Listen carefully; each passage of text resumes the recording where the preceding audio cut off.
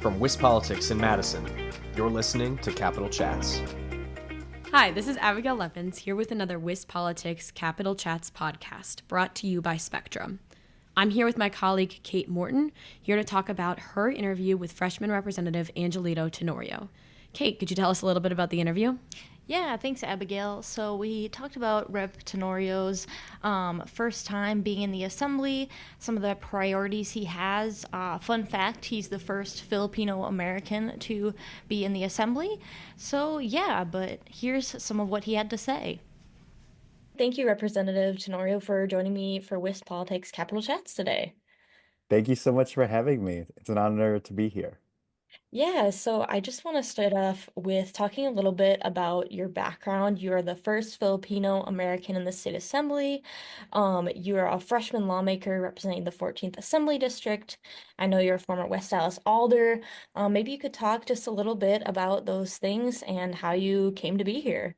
Absolutely. Thank you. Yes, no, my journey to the assembly is a little bit of a unique and unexpected story. A big part of my background is being the son of Filipino immigrants. My parents, they came from the Philippines to Wisconsin to West Allis in hopes of finding a better life, and they did. And they really instilled the values of giving back and serving others. And of course, when I was a kid, I had no idea what that meant. But I really found my passion for politics and organizing when I was a student at UW-Madison. I think being on a campus, being in a city with such a rich history of organizing and activism, that really inspired me and opened up my eyes to opportunities and different ways to serve our community. I got involved in College Democrats. I got involved in Associated Students of Madison, our student government at UW-Madison.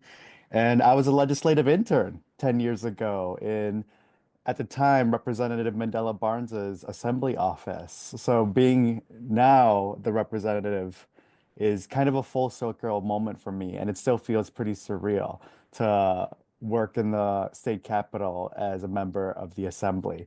My background prior to the assembly, though, is working for an environmental organization called Wisconsin Conservation Voters. Climate change is my top issue. Protecting our environment for all people is something I really care about. And at Wisconsin Conservation Voters, I spent a lot of time organizing and building relationships, advocating for clean air, clean drinking water, clean energy, climate action.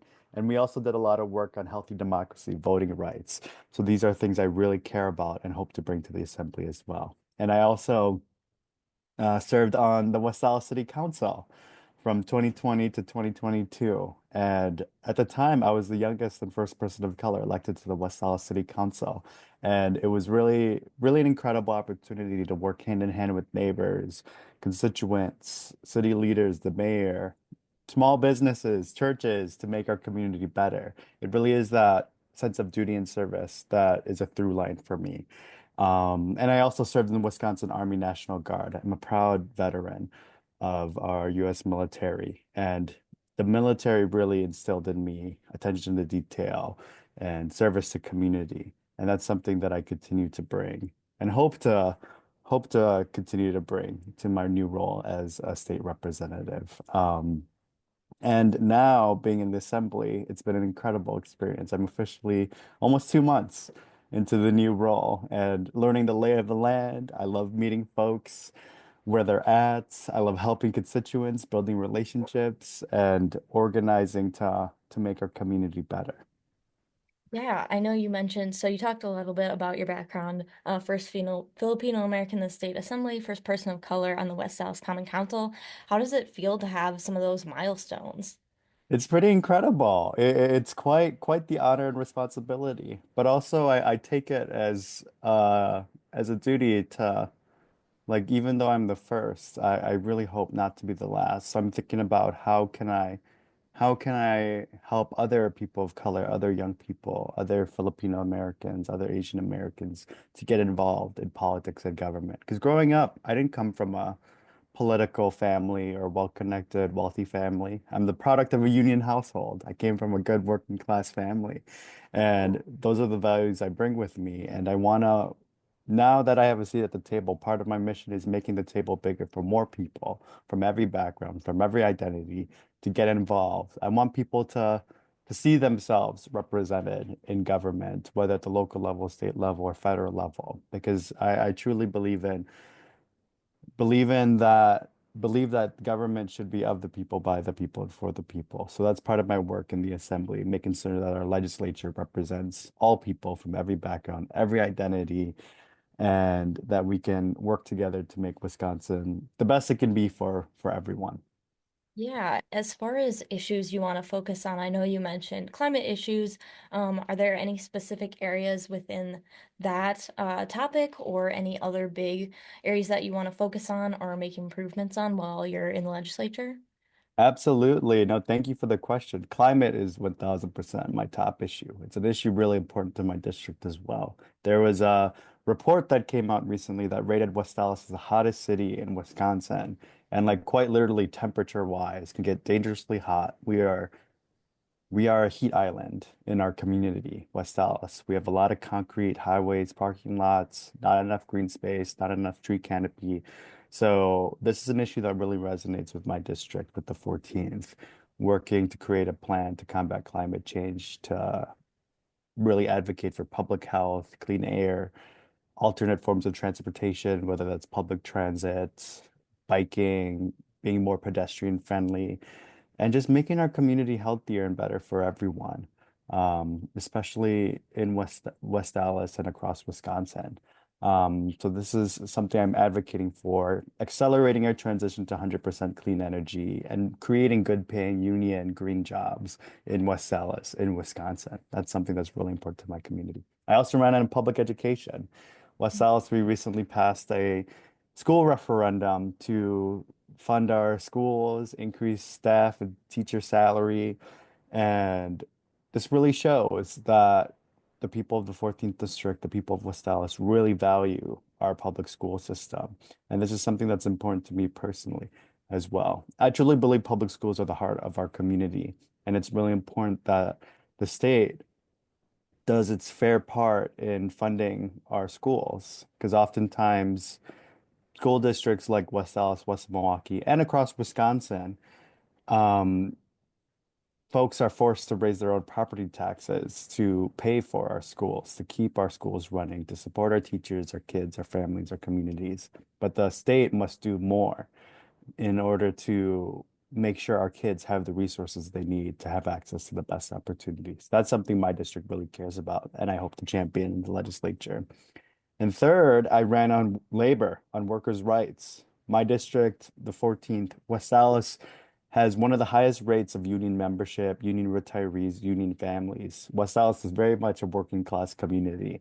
So advocating and organizing for workers' rights, increasing the minimum wage, project labor agreements, supporting collective bargaining, these are things that really resonate with my community, and making sure that people have access to safe and healthy workplace environments. These are things that really are important for my community, and I want to push forward in the legislature as well.